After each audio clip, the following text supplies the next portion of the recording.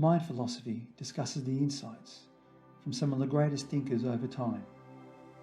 It will also demonstrate how their wisdom can be applied against the complexities and challenges we face in modern society. It's how philosophy can be used as a vehicle to produce a better version of who we are and how we interact within ourselves and each other.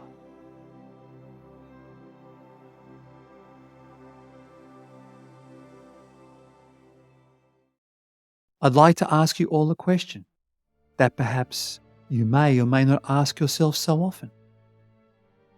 And the question is, what do you think would make you happy? Would it be a new car, a new house, a happier relationship?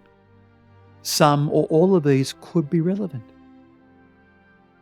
What if, though, we could simplify all of these wishes into one thing? One thing that culminates all of our feelings that would satisfy us irrefutably. It would be to rid of our anguish, to be rid of our pain, to be bereft of our suffering. How we confront our sufferings in life has been the subject of many, not just in philosophy, but anyone who shares their wisdom to another as part of everyday life. One person, though, who was renowned for his imposing view of suffering was Schopenahuer. Take note of my library of Schopenhauer videos. It's an insight of life that sheds a layer of ourselves that can only be seen if we are prepared to look deeper. Click the links in the description. It is the good which is negative. In other words, happiness and satisfaction always imply some desire fulfilled, some state of pain brought to an end. Such a statement tells us that happiness comes from what we fulfill. But it is also equally brought from when we become at ease from our pain and suffering. It is a proven psychological belief that when we normalize our suffering, we become less impacted by it. And when do we appreciate ourselves as being without pain? It is when we see others worse off than ourselves. Schopenhauer even goes as far to state that our suffering actually benefits us. That if everything went our way in life, we will be so swallowed with arrogance, as if we imagine that all of our wishes were fulfilled. How could we then occupy ourselves in our lives? If we had no problems to solve, we would have an eternity of time on our hands and bring ourselves into further madness and mischief. It is a part of life that our body will experience its sensations, as our nervous system makes us sensitive to pleasures. It also makes us equally sensitive to pain. It is our realization of our passions that we don't possess, as it forms part of our emotional strain of the disparity of what we earn against the disparity of what others may achieve. It is almost like when we ease ourselves of our cares, we bereave ourselves from suffering. Yet, it is only when we actually care is when we breed hope. As from being human, we form a vision of life that extends beyond the present, but also its future and the past, which in essence takes us away from enjoying the present. For where there are spirits for the good, there are also spirits for its malevolence. And while we are conscious of our sins, we are also to a degree born of them, and we are to atone to it.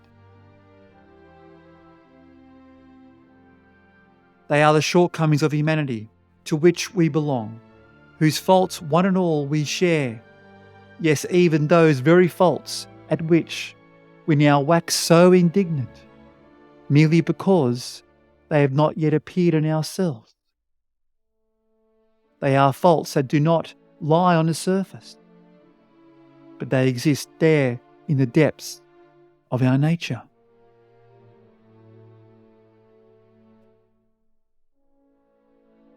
We rightfully attend to ourselves in every way possible so we can be happy. Yet we know it is from the depths of our emotions that this is not always possible. And while by focusing on our suffering as a part of life can be seen as pessimistic and denying ourselves of it, it can also, though, be equally soothing. It is through this neurological pathway that we recognize what brings us together as humans. And that is our suffering and vulnerability. For as much as we try to convince an Allah of our prowess, it just becomes a facade. It's how easily we forget when our souls are troubled, when we are defined within our four walls. We can then remind ourselves of our necessities, to solder our spirits, to aid us through our hardships.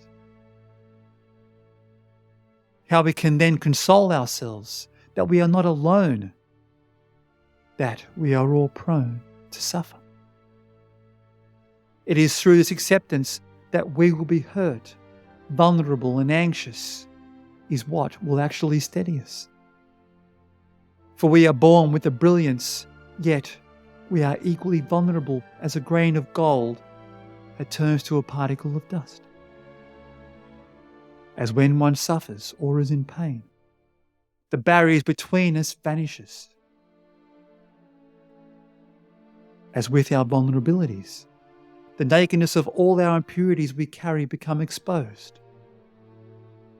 Just as we are.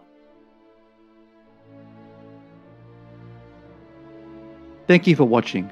If you enjoyed this video, please press the like button and subscribe to the Mind Philosophy channel and leave your comments.